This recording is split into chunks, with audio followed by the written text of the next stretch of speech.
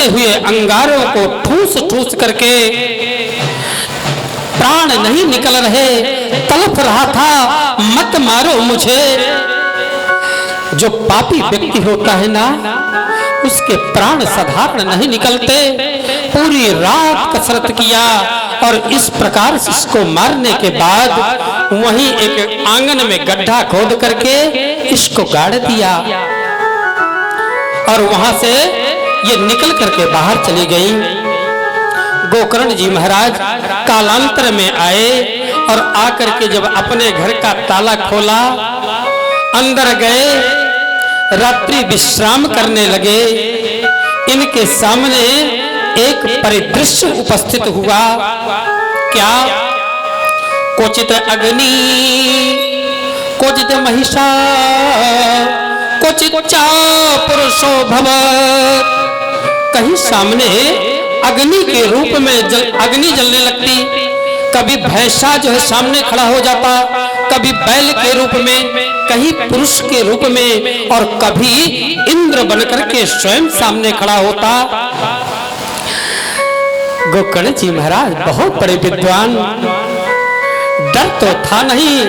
इन्होंने कहा, कौन हो भाई तुम? बोलने की ताकत नहीं।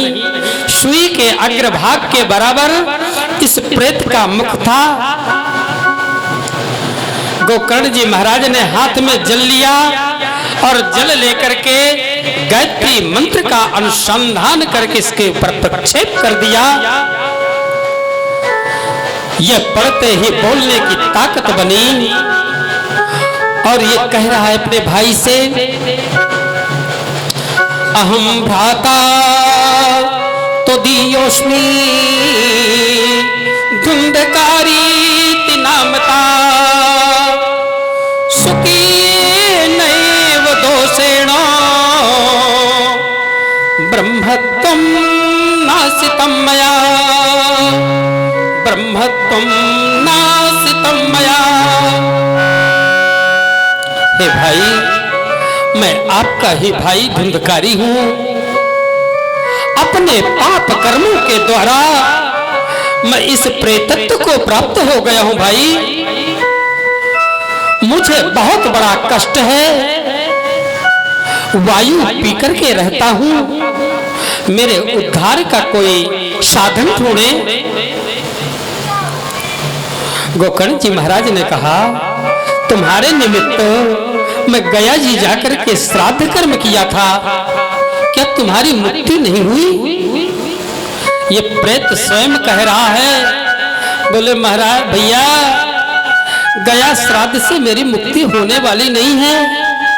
एक श्राद्ध नहीं, 100 श्राद्ध मुक्ति चेत, 100 श्राद्ध मेरे लिए कर दिए जाएं गया जी में, तब भी मेरी मुक्ति नहीं होगी।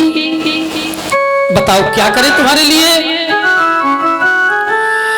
भैया कोई दूसरा उपाय खोजे, मुझे पता नहीं कि मेरा किस प्रकार से उद्धार होगा। ठीक है, तुम यहीं रुको, इसी स्थान पर बैठो, मैं तुम्हारे मुक्ति का साधन ढूंढ के आता हूं। गोकर्ण जी महाराज बाहर निकले और जितने इनके पास बड़े बड़े विद्वानों के एड्रेस लिखे हुए थे, पते थे, सभी पतों पर उन विद्वानों के पास पहुंचे कि वो भी बहुत बड़े विद्वान है, वो तो बता ही देंगे।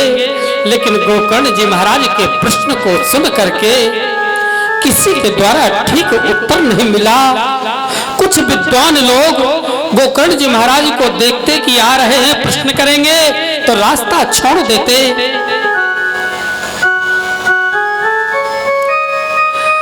इस प्रकार से व्याकुल होकर के इन्होंने सूर्य भगवान के रथ का स्तंभन कर दिया। यह नैष्ठिक ब्राह्मण जल लिया और सूर्य भगवान के रथ को रोक दिया। हे जगत साक्षी, हे जगत नियंता, हे नारायण, हे कृपा सिंधो, आप, मैं बहुत बड़े संकट में हूं, आप मुझ पर कृपा करें। मेरे भाई के मुक्ति का कोई साधन बता दें। बहुत बड़े संकट में है मेरा भाई। संतों का काम होता है परोपकार करना, चाहे दुष्ट है चाहे संत है, किसी का परोपकार यदि संत के द्वारा होता है तो गोकर्ण जी महाराज जैसा संत सूर्य नारायण भगवान के रथ को भी रोक करके खड़े हो जाते हैं। सूर्य नारायण भगवान ने कहा, गोकर्ण मैं तुम्हें साधन बता रहा हूं। श्रीमद्भागवती वार्ता प्रेत पीड़ा विनाशिनी। श्रीमद्भागवत की कथा प्रेत पीड़ा को नष्ट करने वाली है, पितरों को मोक्ष प्रदान करने वाली है। इसलिए हे गोकर्ण, तुम भागवत की कथा का आयोजन करो, इनको भागवत की कथा सुनाओ, निश्चित रूप से इनका मोक्ष हो जाएगा। गोकर्ण जी महाराज आए और आकर के सभी लोगों को सूचना दिया। गोकर्ण जी महाराज की कथा का जो है समारोह प्रारंभ हुआ। चारों तरफ झंडियां लगाई गई, बड़े बड़े विद्वान लोग आए, सन्यासी लोग आए, सिद्ध गंधर्व आए और कथा का श्रवण। जिस समय गोकर्ण जी महाराज ने कथा सुनाया, कथा प्रारंभ करना चाहा, उस समय विचार आया, मैं इस पितृ को कहां बैठाऊं। बैठाने के लिए बांस जो होता है, बांस जो है वंश माना जाता है, इसीलिए हमारे हिंदू धर्म में बांस को नहीं जलाते, बांस वंश माना जाता है। गोकर्ण जी महाराज ने एक 7 ग्रंथि वाला बांस लिया और अपने पीठ में स्थापित करके धुंधकारी का आवाहन किया, आओ इस जो है स्थान में विराजमान हो जाओ। आपके सामने मेरे भी दाहिनी ओर ये बांस स्तंभ है, इसमें पितरों का आवाहन किया गया है, पितरों को जो है बुलाया गया है। आप इसमें पधारें और कथा का श्रवण करें, इस परिवार को मंगल प्रदान करें, सबका कल्याण हो और आपका भी मोक्ष हो।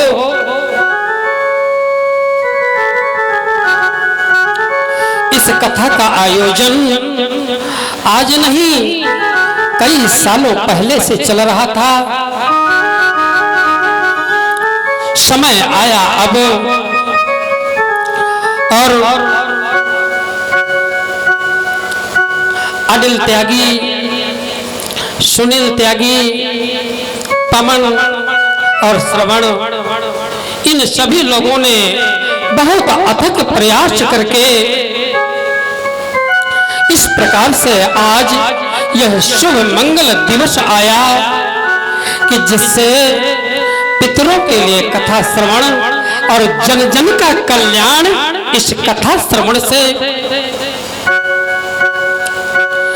प्रथम दिवस की कथा हुई और इसमें पहली जो गांठ थी, पहली गांठ फटी।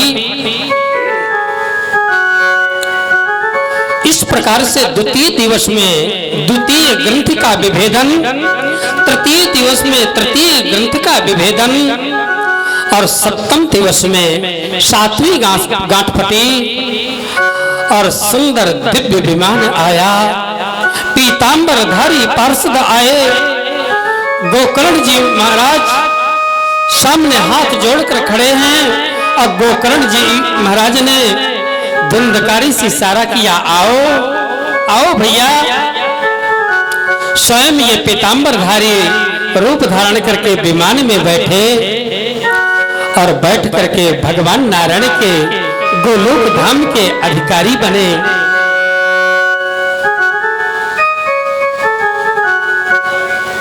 संतों ने प्रश्न कर दिया,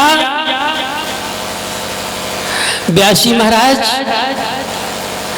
ये महान पापी था, इसके लिए विमान आ गया और हम लोग जीवन भर साधना करते रहे, तप करते रहे और कथा का हमने भी श्रवण किया और इस प्रेत ने भी किया।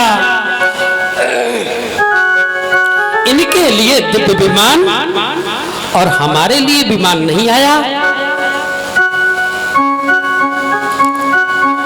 व्यास जी ने बताया, सुनो, पहले कथा का नियम सुन लीजिए क्या है।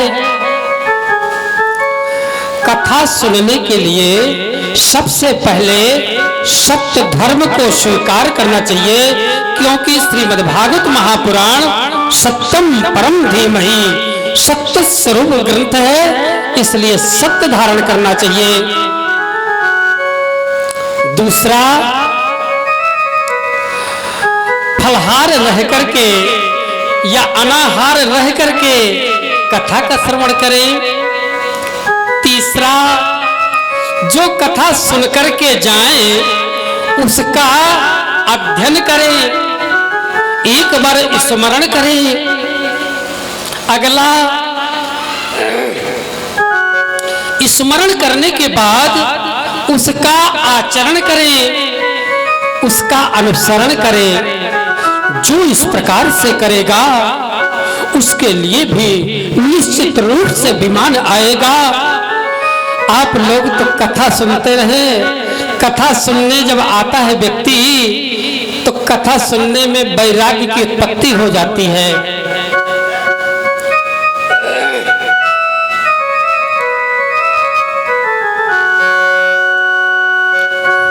जिसके जीवन में मिला सत्संग है, उसको हर घड़ी आनंद आनंद।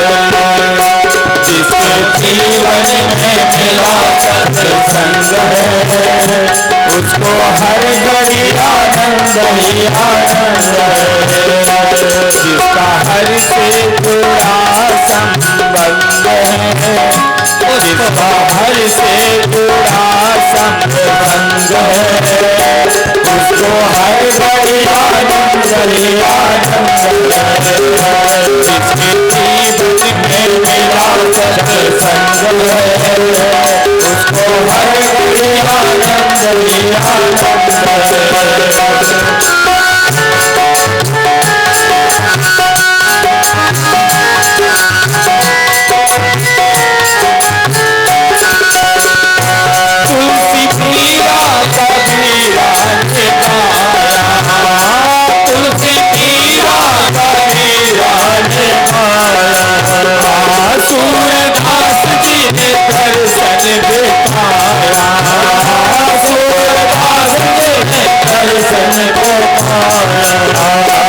जिसके हृदय में राम नाम बंद है, जिसके हृदय में राम नाम बंद है, उसको हर घड़ी आनंद ही आनंद है। जीवन में मिला सत्संग है, उसको हर घड़ी आनंद ही आनंद है।